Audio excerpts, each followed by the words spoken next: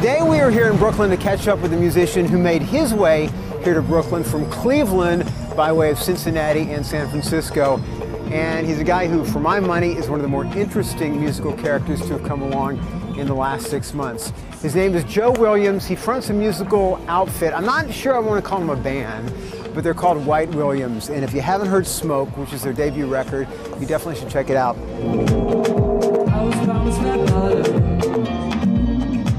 Gentlemen, thanks for having us here. I've been hoping to talk to you guys for a while now, actually. I'm sort of faced with this thing when I talk about White Williams, similar conundrum that I face when I talk about, say, Beirut, good example. Whereas essentially, at its core, it's sort of like a one-man operation, you know, in terms of the creative end of it. And yet, in terms of the performance side, it is certainly a band. And so I never know whether, to say White Williams and then say they or he is the accurate pronoun, and whether band, project, or dude is the right sort of noun to use. Right. I mean, do you have any thoughts on that? I mean, as far as the language of it, I mean, maybe project would make the most sense for everything, for every kind of example, but it's just a sign of the times that people can afford cheaper studio equipment and get a decent sounding recording by themselves. So I think there's going to be a lot more people in the situation of myself or Beirut or anything like that. So, and then performing it's not computer just playing 50 tracks of something. I don't think that was meant for people to watch live. So there's always going to be the task of how to translate something to a performance. And some sounds are samples, some sounds come from a synthesizer, some sounds are traditional guitar and bass. So it's strange to try and funnel that into the talents of one or two or three people, but we've done all right. Is there like a color thing you've got? No. Okay.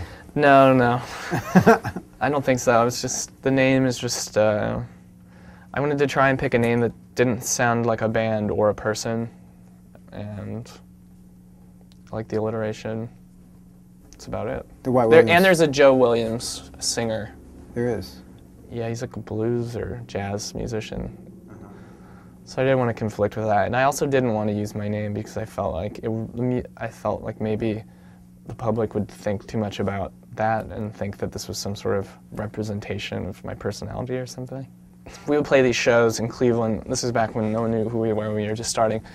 We would play these art galleries or something, and some guy would open up for us, or we would open for another guy, and his name would be like Side Tech or Wooden or just weird names. And I think maybe subconsciously we're still in that world where it's like, oh, I can't be myself. I have to be this. Right. I have to use this other name to describe what I'm doing. With any new artist, a lot of people sort of latch on to like an anecdote or a maybe piece of their history, and the one that seems to be, I've probably read an account of 20 different times, is at 15 he opened for Black Dice in the Rapture because he's part of this noise band. Is that all? This is all true, right?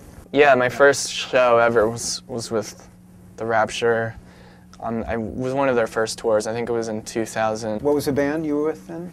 It was called Oblongata, but no one knows who we are. I mean, we are teenagers. We were little kids, and I think no one would remember us back then. We were the opening band, and the bills back then in Cleveland, they'll throw 7 bands on a bill, and it was a festival too. I think it was called Festival of Pants. A noise band is the description I've heard of the band more than it's like noise and hardcore and kind of some punk influence too. I mean, I think it was kind of thrashy and really fast. A fair ways away from what White Williams sounds like. Yeah, but it was also 8 years ago? Yeah, eight or 9 years ago. I was really sheltered back then. I had only known about such a little amount of music, and I was so young that there's been so many things since then that have happened to me that kind of would be more representative of what we're doing.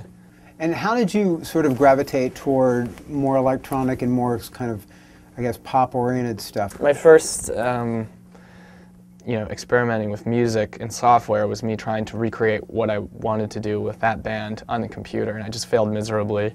I just started listening to electronic music because I was so interested in how people are making music with these tools, the same tools that I was using, and then from then on, I just started making straight up more like electronic music, and then I did that for a while, and I started picking up microphones and starting to incorporate vocals. I was working a lot of electronic music, and once I started picking up real instruments, then I started, that's kind of when the White Williams song started popping out.